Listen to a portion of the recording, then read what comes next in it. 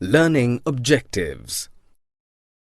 After completing this module, learners will be able to understand and describe the historical development of cricket as a game in England. Understand and explain how the organisation of cricket reflected the society in Victorian England. Understand and describe why cricket remained a colonial game. Understand and describe the race and religion-based cricket in India. Understand and describe the cause of India's early participation in Test cricket. Understand and describe the process of decolonization of cricket. Understand and describe the major transformations in the game of cricket in the 1970s. The historical development of cricket. Cricket is one of the many stick-and-ball games played in England 500 years ago. By 17th century, it evolved as a distinct game. One of the peculiarities of Test cricket is that a match continues for 5 days and still ends in a draw. No other game takes as much time to complete. Another peculiar feature of cricket is that the size of pitch is specified, 22 yards. But the size or shape of the cricket ground is not specified. Till the middle of 18th century, the cricket bats were curved at the bottom. The first written laws of cricket, drawn up in 1744, stated that umpires would be the last authority to decide all disputes.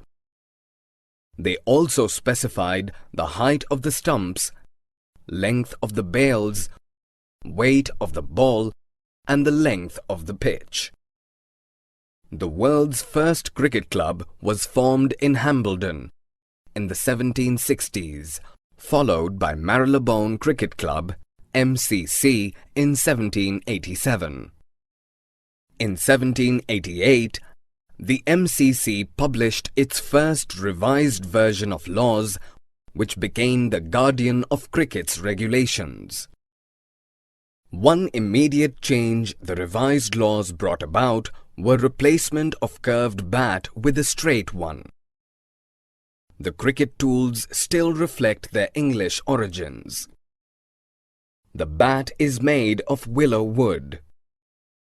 The ball is made of leather, twine and cork, and both are handmade. Introduction of protective equipments like pads, gloves, and metallic helmets is of recent origin. Cricket and Victorian England. The organisation of cricket in England reflected the nature of English society. The rich who played for pleasure were called amateurs or gentlemen, and the poor who played for money were called professionals or players. The rich were amateurs because they upheld the aristocratic value that a game was played for the sake of playing and not for money. Amateurs clearly were socially superior. They had separate entrances to get into the field. They were mostly batsmen. Bowling, the hard-working aspect of the game, was left to the professionals. Another fact that established the superiority of the amateurs was that the captain of the team invariably happened to be an amateur. Not because he had better skills, but because he was a gentleman. In 1930, the English Test team, for the first time, was led by a professional, the Yorkshire batsman Len Hutton.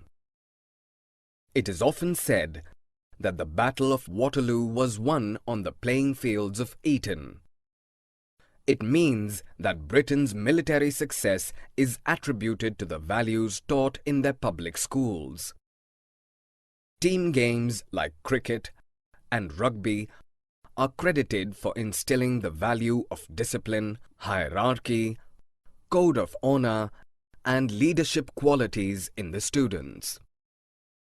These qualities helped to build and run the British Empire. The spread of cricket.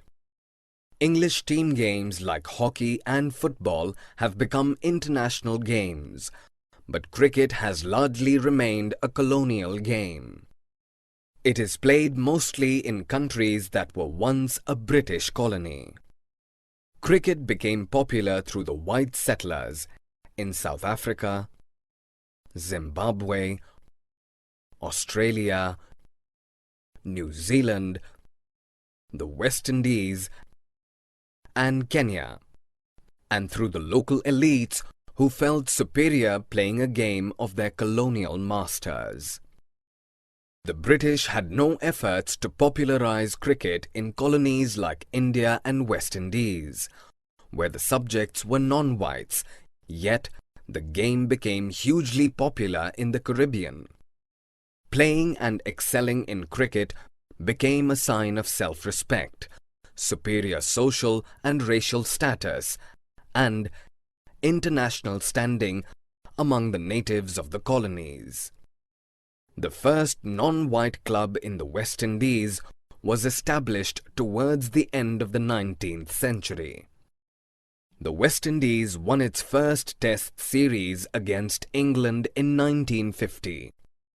It was celebrated as a national achievement to send signals that West Indians were equal to the white players. A national team was given the right to represent India in a test match for the first time in 1932. Cricket, race, and religion. Cricket in India was based on race and religion. The first Indian club, the Calcutta Cricket Club, was formed in 1792. Though the British believed that Indians had no talent for cricket, the Indians proved otherwise. The first Indian community to play cricket was the small community of Zoroastrians, the Parsis. In 1848, Parsis founded the Oriental Cricket Club in Bombay, the first Indian cricket club. Parsi clubs were funded and sponsored by Parsi businessmen like the Tatars and the Wadias. The Oriental Cricket Club beat the all-white Bombay Gymkhana at cricket in 1889. In the same year, the Parsis built their own Gymkhana to practice. The Parsi Cricket Club set a precedent for other Indians.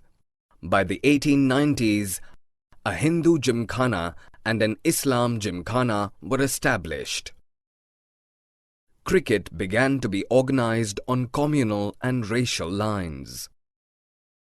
First-class cricket tournaments, called quadrangular, were played by 4 teams: the Europeans, the Parsis, the Hindus, and the Muslims.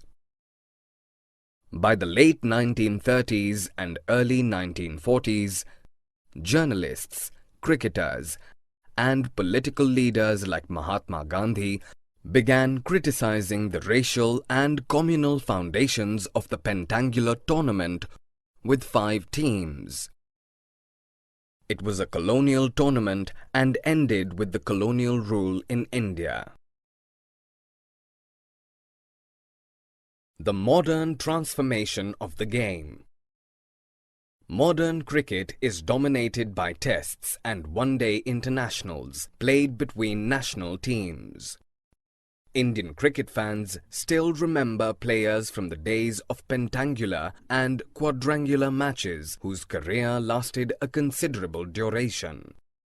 C.K. Naidu, an outstanding batsman, was one such player. He is remembered for his fine cricketing skills as well as for being the first Test cricket captain of India. Others like Palwankar Vithal and Palwankar Balu of the same era, despite being fantastic players, have been forgotten because their careers lasted a short span of time.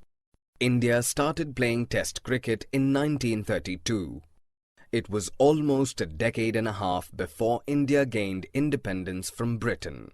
The first Test cricket was played between England and Australia when Australia was a British colony and not a self-governing dominion.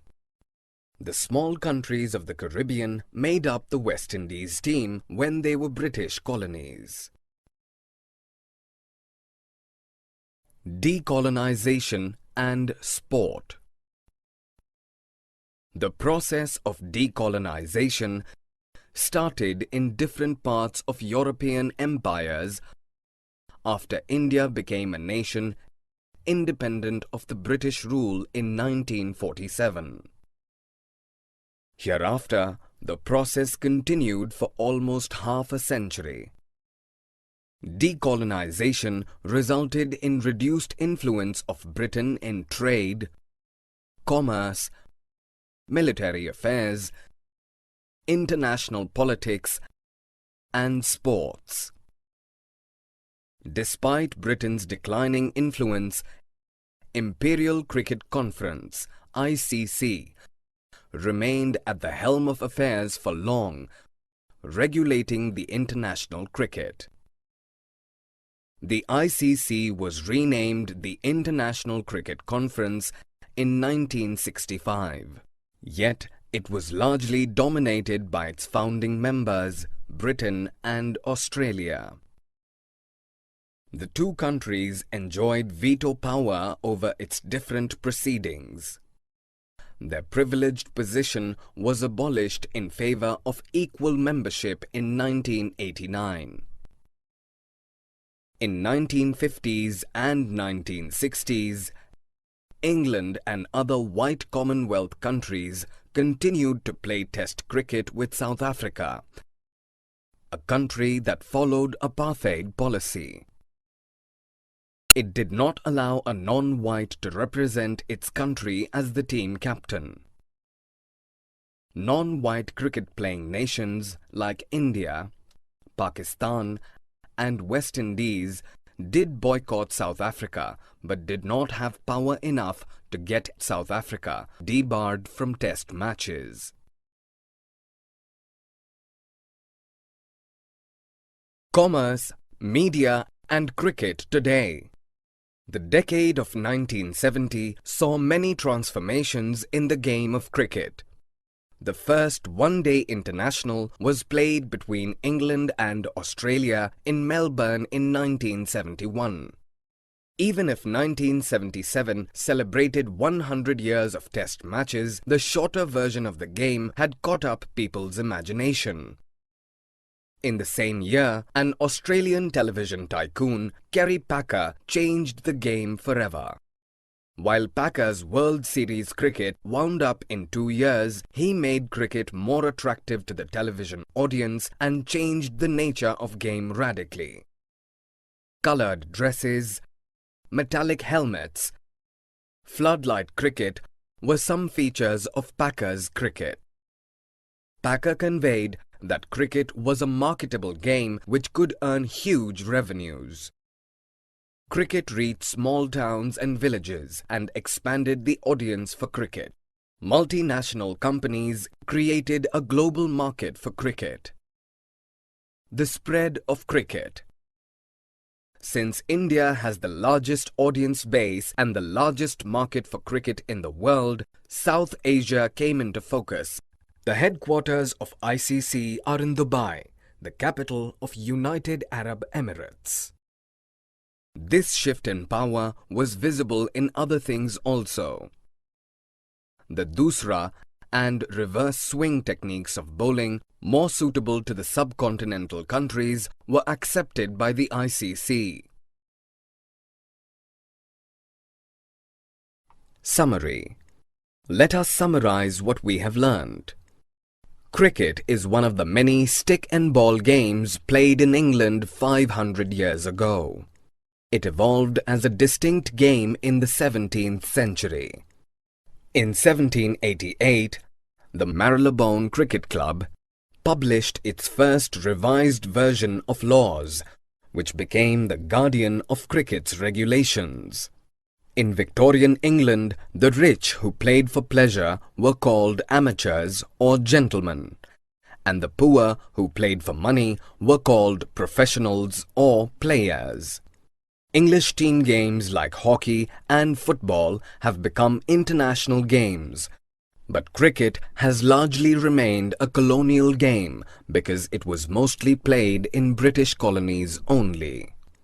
Cricket in India was based on race and religion in 1700s. In 1848, the Parsis founded the first Indian cricket club, the Oriental Cricket Club, in Bombay. Since cricket was organized on communal and racial lines, the first-class cricket tournament, called Quadrangular, was played by 4 teams: the Europeans, the Parsis, the Hindus, and the Muslims. India started playing Test cricket in 1932. Decolonization resulted in reduced influence of Britain in trade, commerce, military affairs, international politics, and sports. In 1970s, an Australian television tycoon, Kerry Packer, changed the game forever. He made it a marketable game to earn huge revenues. The ICC had to accept doosra and reverse swing bowling techniques more suitable to the subcontinental countries.